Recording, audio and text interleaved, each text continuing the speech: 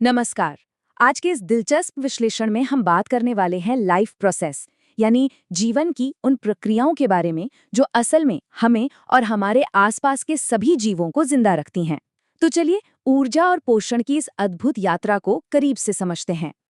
आज की इस चर्चा का रोडमैप कुछ इस तरह होगा।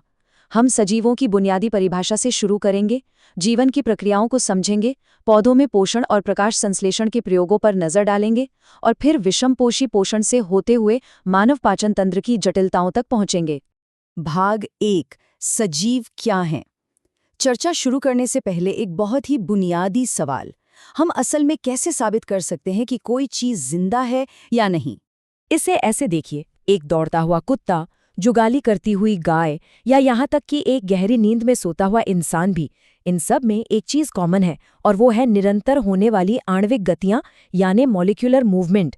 यही बात इन्हें किसी निर्जीव वस्तु से बिल्कुल अलग बनाती है। सजीवों को अपने शरीर के रखरखाव के लिए लगातार ऊर्जा की जरूरत होती है, सोते समय भी।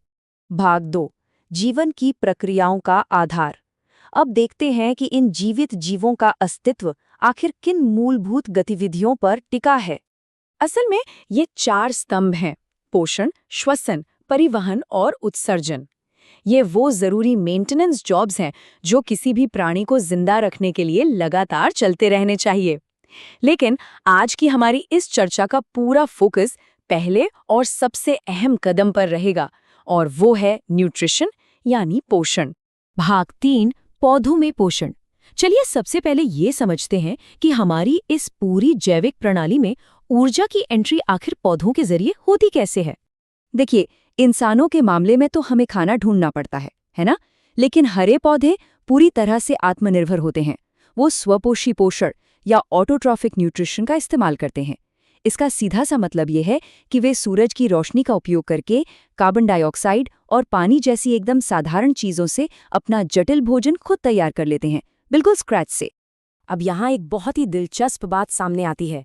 पत्तियों में मौजूद ये जो छोटे छोटे हरे बिंदु होते हैं, जिन्हें क्लोरोप्लास्ट कहा जाता है, असल में यही वो माइक्रोस्कोपिक फैक्ट्रियां हैं जहां भोजन का असली उत्पादन होता है।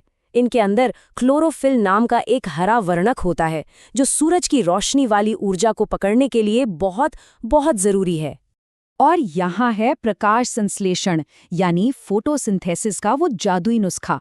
कार्बन डाइऑक्साइड, पानी, सूरज की रोशनी और क्लोरोफिल, जब ये सब मिलते हैं तो पौधों को मिलता है ग्लूकोज। और जो ग्लूकोज तुरंत इस्तेमाल नहीं होता, वो स्टार्च के रूप में भविष्य के लिए रिजर्व एनर्जी की तरह स्टोर हो जाता है। और बोनस के तौर पर वे हमारे लिए जीवनदायिनी ऑक्सीजन भी छोड़ते हैं। लेकिन वो कार्बन डाइऑक्साइड अंदर कैसे आती है? पत्तियों की सतह पर कुछ बेहद सूक्ष्म दरवाजे होते हैं जिन्हें स्टोमेटा या रंध्र कहते हैं। पानी से भरी गार्ड कोशिकाएं इन दरवाजों को कंट्रोल करती हैं। ये सचमुच भौतिक रूप से खुलते और बंद होते हैं ताकि गैसों का आदान प्रदान हो सके। भाग 4, प्रकाश संश्लेषण के प्रयोग। अब सवाल ये है कि हम पक्के तौर पर कैसे कह सकते हैं कि पौधों को सच में क्लोरोफिल और कार्बन डाइऑक्साइड की जरूरत होती ही है। चलिए इसके वैज्ञानिक सबूतों की ओर बढ़ते हैं। मनी प्लांट जैसे पौधे की एक चित्तीदार पत्ती लेते हैं। सबसे पहले उसे कुछ दिनों के लिए अंधेरे में रखते हैं ताकि उसका सारा स्टार्च खत्म हो जाए, और फिर उसे कुछ घंटों के लिए धूप में रख देते हैं।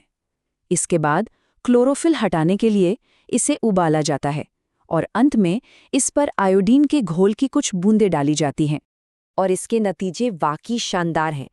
जैसे ही आयोडीन डलता है, पत्ती का सिर्फ वो हिस्सा गहरा नीला होता है जो पहले हरा था। ये इस बात का एकदम सटीक प्रमाण है कि बिना हरे क्लोरोफिल के पौधा अपनी ऊर्जा या स्टार्च का निर्माण बिल्कुल नहीं कर सकता। अब एक और छोटा सा प्रयोग करते हैं, ये देखने के लिए कि क्या कार्बन डाइऑक्साइड सच में जरूरी है। इस बार हम पोटेशियम हाइड्रोक्साइड का इस्तेमाल करेंगे। ये एक ऐसा रसायन है जो अपने आसपास की सारी कार्बन डाइऑक्साइड को तुरंत सोख लेता है। नतीजा क्या निकला? जिस पौधे के साथ हमने पोटेशियम हाइड्रोक्साइड रखा था, उसे कार्बन डाइऑक्साइड नहीं मिली और उसने कोई स्टार्च नहीं बनाया। तो सिर्फ एक पौधे को कार्बन डाइऑक्साइड से दूर रखकर हम ये साबित कर देते हैं कि प्रकाश संश्लेषण के लिए ये गैस कितनी अहम है। अब यहाँ से कहानी में एक बहुत ही दिलचस्प मोड़ आता है। सोचने वाली बात है, उन जीवों का क्या होता है जो सूरज की रोशनी से अपनी ऊर्जा खुद नहीं बना सकते, हमारी और आपकी तरह। भाग 5, विषमपोषी पोषण या हेट्रोट्रोफिक न्यूट्रिशन। चलिए अब उन जीवों पर चर्चा करते हैं जो अपनी ऊर्जा के लिए पूरी तरह बाहरी स्रोतों पर निर्भर हैं। जीव की शारीरिक जटिलता के हिसाब से भोजन ग्रहण करने का तरीका एकदम बदल जाता है। जैसे यीस्ट और मशरूम जैसे कवक भोजन को शरीर के बाहर ही तोड़कर सोख लेते हैं, वहीं एक कोशिकीय अमीबा अपने शरीर के सूडोपोडिया यानी उंगली जैसे उभारों का इस्तेमाल करके भोजन को घेर लेता है। और फिर आते हैं इंसान और जानवर जो जटिल भोजन खाते हैं और उसे शरीर के अंदर खास अंगों के जरिए पचाते हैं। भाग 6, मानव पाचन तंत्र। अब वक्त है प्रकृति की सबसे जटिल मशीन के अंदर झांकने का, यानी हमारी खुद की शारीरिक संरचना। यह हमारी आहार नाल यानी एलिमेंट्री कैनाल का पूरा रास्ता है। मुंह से शुरू होकर ग्रसिका, अमाशय, छोटी आंत, बड़ी आंत और फिर गुदा तक। यह पूरी एक लंबी, लगातार चलने वाली नली है जिसका काम है उस जटिल भोजन को छोटे छोटे टुकड़ों में तोड़ना ताकि हम उस ऊर्जा को स्टोर कर सकें। लेकिन ये नली अकेले काम नहीं करती, इसके साथ कुछ बेहद खास सहायक अंग भी जुड़े होते हैं, यकृत, पित्ताशय और अग्नाशय। ये अंग लगातार कुछ बेहद ज़रूरी एंजाइम छोड़ते रहते हैं ताकि ये पक्का हो सके कि भोजन में मौजूद हर एक पोषक तत्व पूरी तरह से निचोड़ लिया गया है।